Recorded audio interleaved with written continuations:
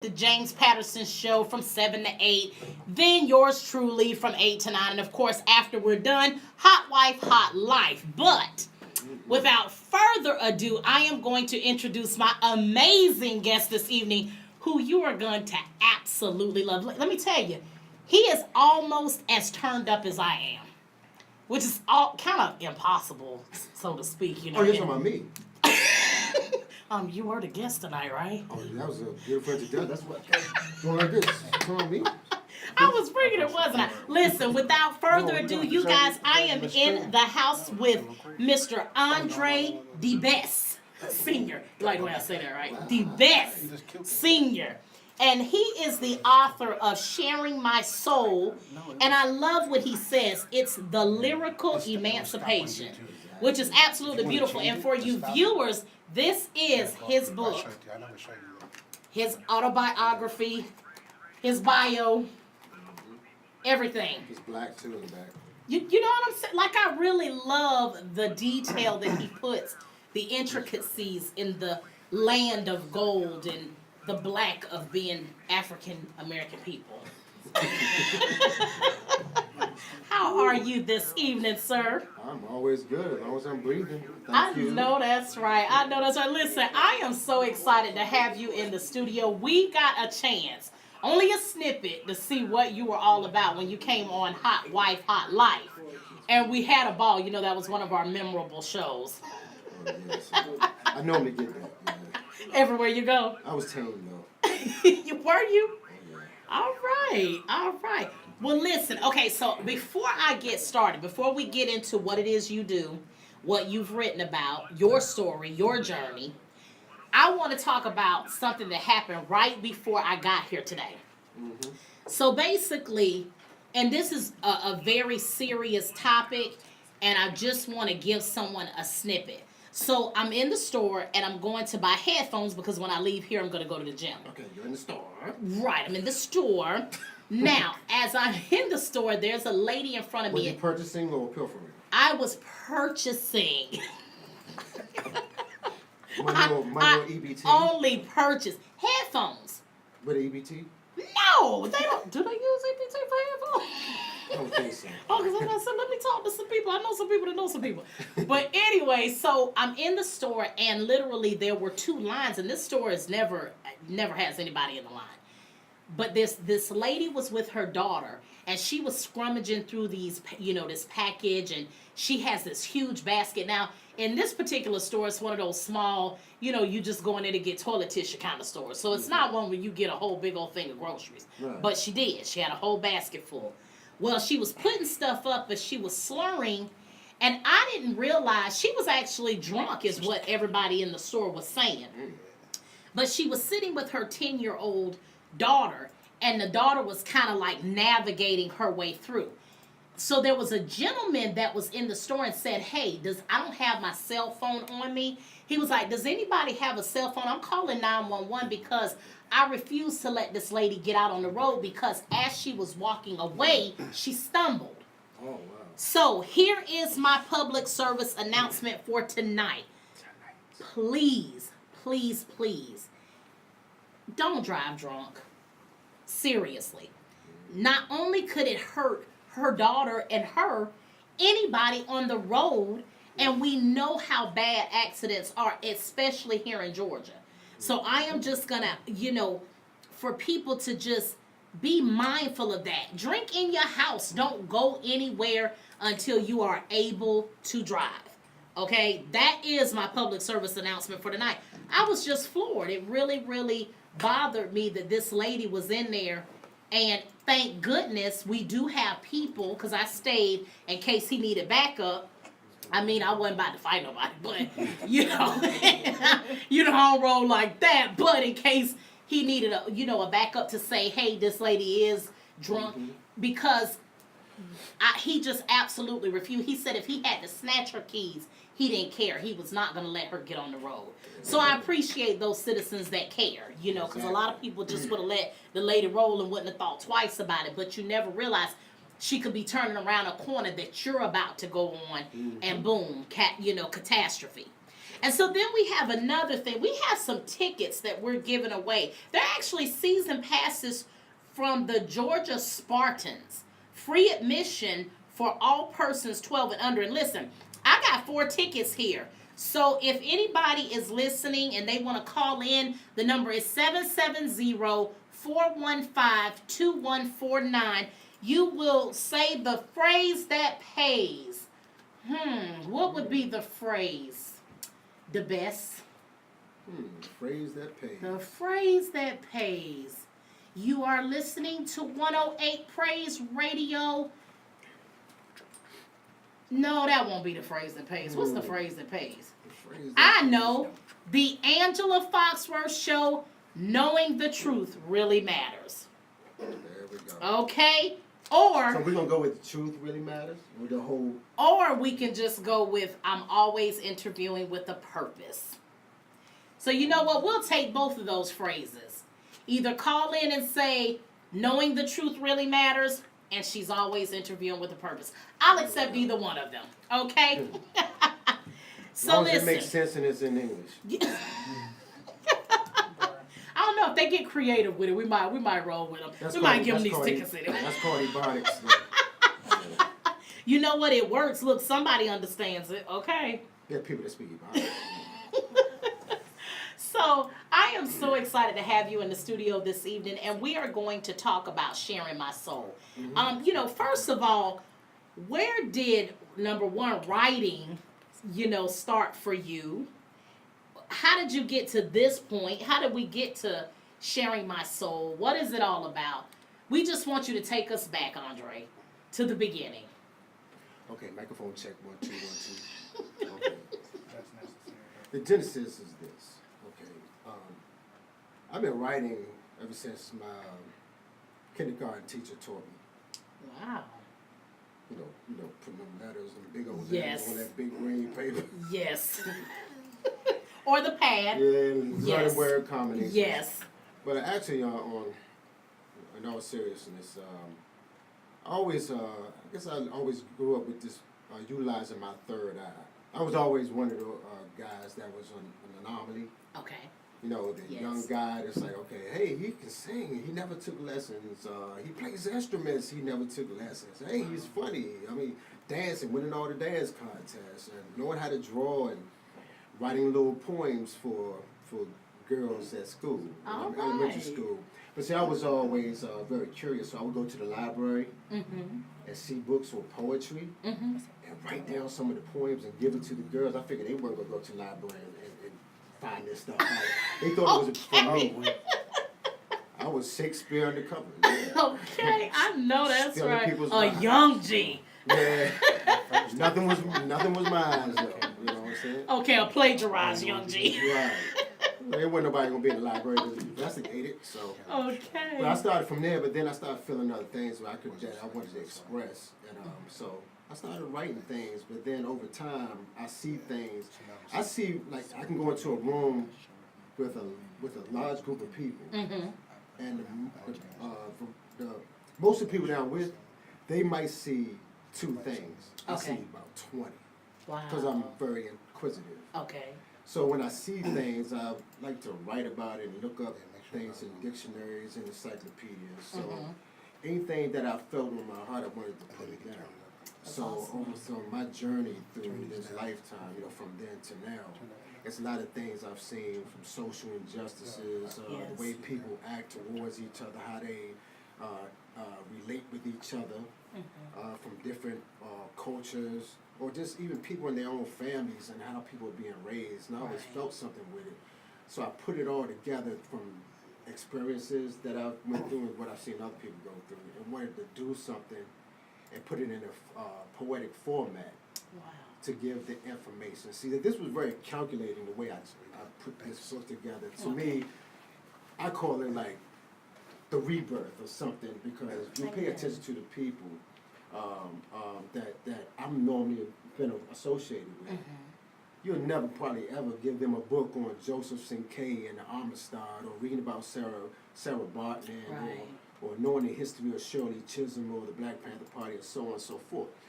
But if I challenge you and take the liberty of putting certain individuals, influential individuals, events that help shape our history as a people, or certain words, and put them in bold italic. Since you always have your phone in your hand anyway. Yes. Okay. Hey, Big Bro Dre. Hey, who's this person right here on this part in your book? Boom. Now you know who it is, just that quick. Yes. So at that point right there, I just gave you an opportunity to assist you in learning something about your culture. And then once you start that right there, it might have a trickling effect where it might get you to start wanting to get fed more. I like that. I like that. And see, so not only is it entertaining, because we know that it is entertaining, but you're educating us through entertainment. Exactly. Which is, absolutely phenomenal, because in our culture, that's how you gauge our attention sometimes. If it's through something that they're interested in. If you're not a natural born historian like me, I went to school for history. I absolutely love it. I was the only grandchild in my family that would sit and listen to my granddaddy for hours. Talk about what he had been through. He was one of the few black fishermen that lived in the early 1900s, and had a lucrative income. Was making more than black people were making at that time. And people think you don't have boat stories, but he used to have a whole slew of them. And I remember... My cousins them had a lot of boat stories. It was called Angel Dust. Love boat. No, we're talking about fisherman stories. Oh, not the love boat. Not that one. Okay. Promise is something for everyone. Go ahead then. Okay. You done took me back. I'm going to have to pay you now. Okay, then if I have to pay you, don't do it. Look, don't go old school. I probably know every show you talk about. Because, look, that was my only outlet. My mama wouldn't let me out of the house. So I knew all of the shows to watch.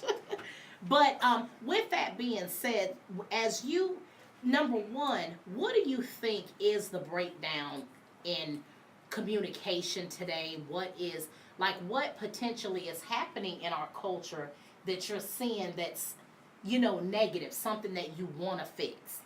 Okay, this is how I do it. First off, you have to, everyone has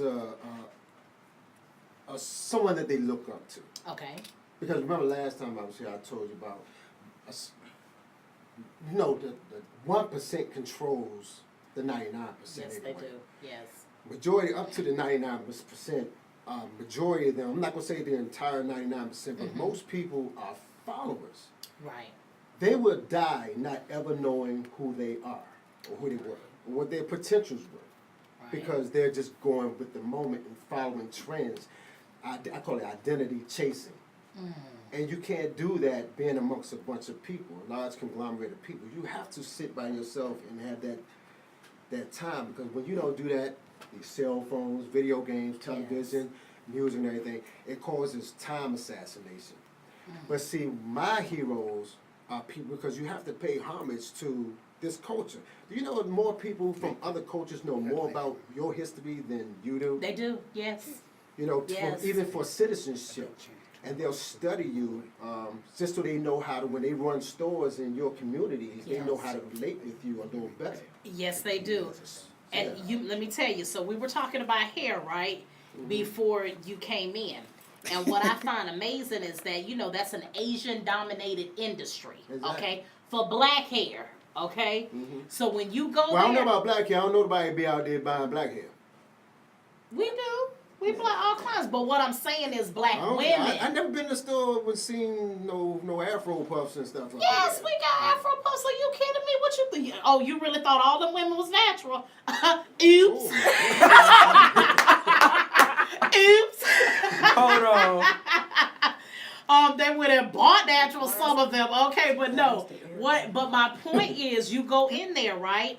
They're playing, hip hop music because they study what they think the culture is, because, of course, propaganda only shows them one side. And they have it set up to where they're going to target that demographic that they are trying to bring in. And guess what? We're going to spend that money just because we feel like they're identifying us. identifying with us. But the problem is, even with that, we don't get mad when they following us around the store because they think we're about to steal something. I mean, what we gonna do? Run out of the store with a wig in our hand? You know what I'm saying? I think they'll have wear it on their head. Okay. Take the old wig off, put that one on. But okay, but what I'm saying is like they will treat you as if you're a criminal because again, this is propaganda that they've seen, but they are going to feel like they have studied every bit about this culture before they decide, you know, how they're going to make their money. It's the same thing with the convenience stores. You know, where we have a certain Indian culture that is on every project street in the projects. None of them are black owned. But you go in there, you got all of the, you know, you even have the what do you call it? The what do you call the African paraphernalia when you're wearing the dashikis and yeah, they got all that in there. They just studied everything. We buy it because we think it identifies with us, but a lot of our culture, we negate the fact that there's history behind that or even know what that's all about. Actually, And that I wrote is something sad. about this in my book. One is called Heritage with H-A-I-R, Heritage. Wow. And I'm giving the whole story about the hair practices for different African tribes and how it all went through from the Afros to the revolutionary, during that reactionary period, the whole Wow. But, you know, really for me, it's like, you know, what I try to do is like, I go to different places in my street ministry. Different places I've been at in the military. I know all the hoods.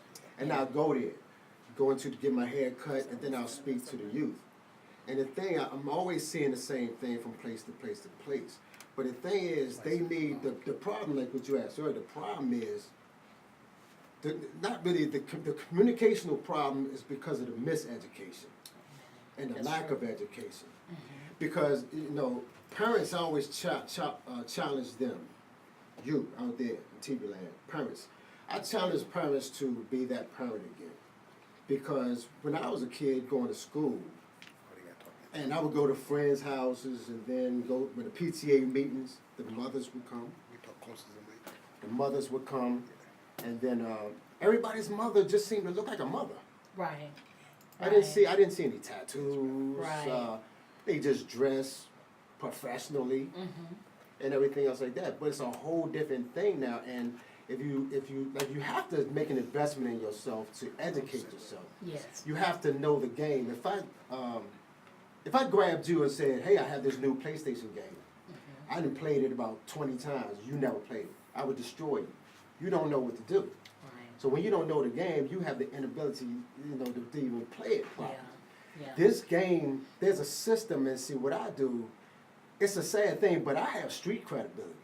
I can talk to cats in the hood because I grew up in that, and I can show actual things with me, and they look at me and say, "I was supposed to graduate out of high school in 1979, but because of little bad decisions and mistakes, 79 I was supposed to graduate. I graduated out there 12th grade in 1986. You know, going back to school, working during the day, going back to school, night school. So with those things right there, and then they see certain things that are things I've been through, they can identify with me and they'll trust what I say. Right. So it's up to us to give that information out to the youth. Don't sit back and say, "Hey, look at Shorty over there. He's sagging his pants, looking all stupid and everything." Okay. Go and teach him. Teach them, because there's a system that's been going on out here for years. We talking about getting study on the heart frequencies, the chemtrails and contrails, understand about Operation Paperclip, you know, the King Alfred's plan. There are so many clandestine operations that's been going on in this country for so long to undermine the development of African American people. Yeah. And once you get into knowing how this game is being played, you'll understand the Uncle Tom syndrome that's still prevalent today. Yes. They use your own people against you. Yes. I look at people like LeBron James. I don't hate on these people. LeBron James, these NFL players and everything.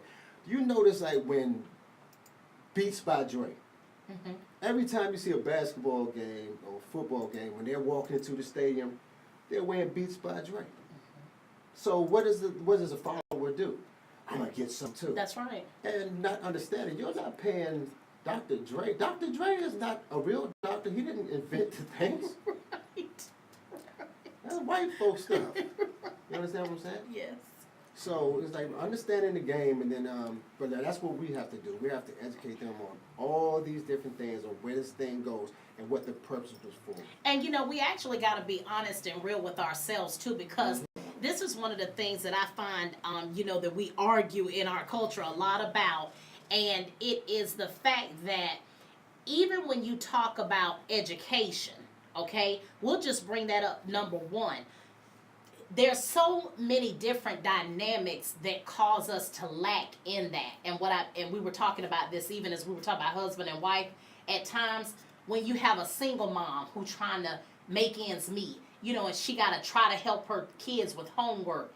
And sometimes she's so tired to even think about how they adding and subtracting the day, as opposed to what she used to do back in the day, and to try to keep the kids on track. That gets lost sometimes, and people don't understand that's your income because you're working so much and you're trying to make ends meet. It causes you sometimes to be deficient in teaching.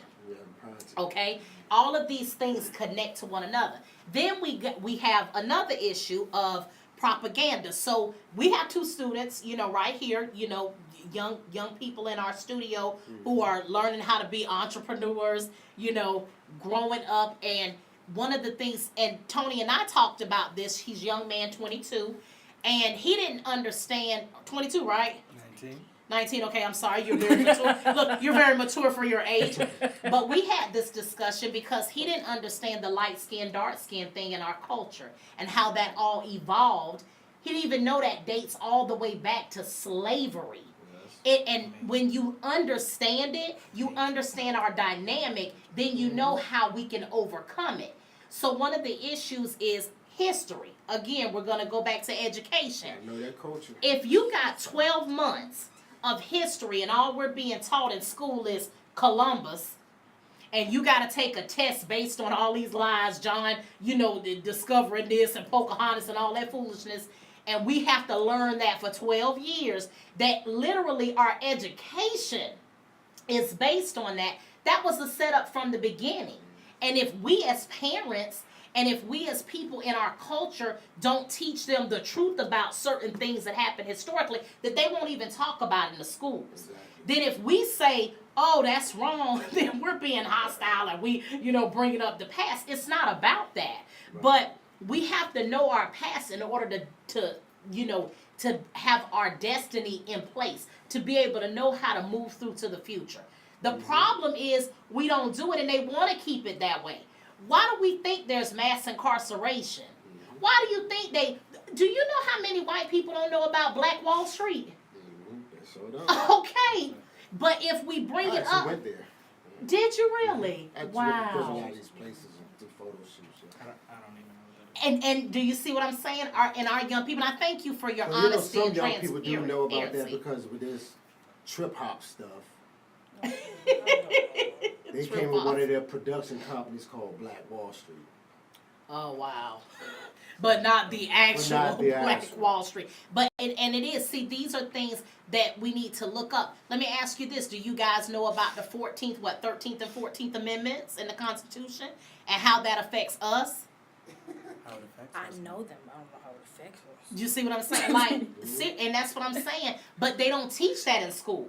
And they never will. They'll teach us that we're all free. Let's go ahead. Nobody even understood why Colin Kaepernick made such a big stance about the flag. No. They want to say he's non-American, but is he really non-American when we weren't even considered people back then? We were considered property. Exactly. So why would we want to sing to a flag that doesn't even represent our culture? Exactly. So there's so much that needs to be taught. And the one thing that I do love is that there are so many races, white, black, Spanish, Asian, whatever the case may be, that do embrace this, and they want to all learn the actual truth. And it's important to have Sharing My Soul and things that are in here to be able to educate us and to really get us on path. And when you start to learn it, it actually is fun. It opens your mind to a lot of things that you just weren't aware of. And it almost makes you feel like empowered because you're being educated on yourself. Mm-hmm. When you don't know where you come from, it's kind of hard to identify with anything. Exactly. You know, we don't know why we spend so much money. We spend money because some people in our culture feel like if we have crossed over, then we've arrived. Mm-hmm. You know, if we have this Cadillac, even if you ain't got no food on the table, but you sure rocking that Escalade. But you know, in some, from a psychological standpoint, that's been also one of the things that's been across the table that they try to determine is that a lot of African Americans still deal with that slave mentality. True. It's like, okay, hey, well, you'll try to mimic the slave master. Wow, man, this is a nice house, man. I want to get one. Yeah. Man, that's a nice carriage right there with them horses. Yeah. I want to get one. You know what I'm saying? Yeah. So it's like, okay, even when you don't even have the finances to do that, but we have this thing inside, I don't know whether it's in the Negro blood, where it's like you are compelled to try to keep up with the Joneses. All the time. You know, All the time, and it's crazy. And like I said, but they already know. Edward Bernays he's the father of propaganda, descendant of Sigmund Freud. Wow. He was the main one that started everything through propaganda by doing, and when they, Operation Paperclip, Hitler's top scientists over there working on mind control. What they did was they started Operation Paperclip to ease those guys after they captured, they toppled Nazi Germany, to bring them into the United States and put them to work in the federal government to continue their work on mind control. Wow. And so doing this, they did case studies on various people. That's why they took Otabinga and brought him here, a pygmy, and put him in the Bronx Zoo with monkeys and apes and used them as a sideshow because in Buffalo, New York, they had this thing called human zoos. See, I don't give a lot of information on the stuff because I don't like to tell people everything. You like people I to want them to research it for research themselves. yourself. Amen. So if you want to know Study what to human show zoo yourself is, approved. so like I said, so when I'm talking to the youth and I'm giving them information, it's a lot of things I know I can give them in shorts, and I know that they like hip hop. Poetry Yes. is only hip hop, Yes. and it's the same thing, but that's just put to a beat. That's right. You know what I'm saying? That's right. But if I can take my words and manipulate the words and use certain metaphors that they can relate to, which it's almost like a rap song. Some of the that's things right. on there because I'm Yes. trying to target them. This is what they do. I have my little brothers up in the bank here and everything. They'll be reading. They be like, "Oh snap, big bro, man, that's deep right there." Because they understand where I'm going with it. You know what I'm saying? Exactly. But you're learning in the process. You see what I'm saying? Okay, so we're going to take a break right now. When we come back, will you give us a sample of something good? I know it's all good, but can you at least give us a sample? $5. Okay, I give you $5. I give you $5, sir. Listen, we are going to take a quick break. You are listening to the Angela Foxworth Show right here on 108 Praise Radio. I am with Andre the Best Senior. The Best. I do need to, articulate the name. It is the Best, but I said the best. But anyway, we will be back in 2 and 2, like Chuck Willery says. See you in a few minutes.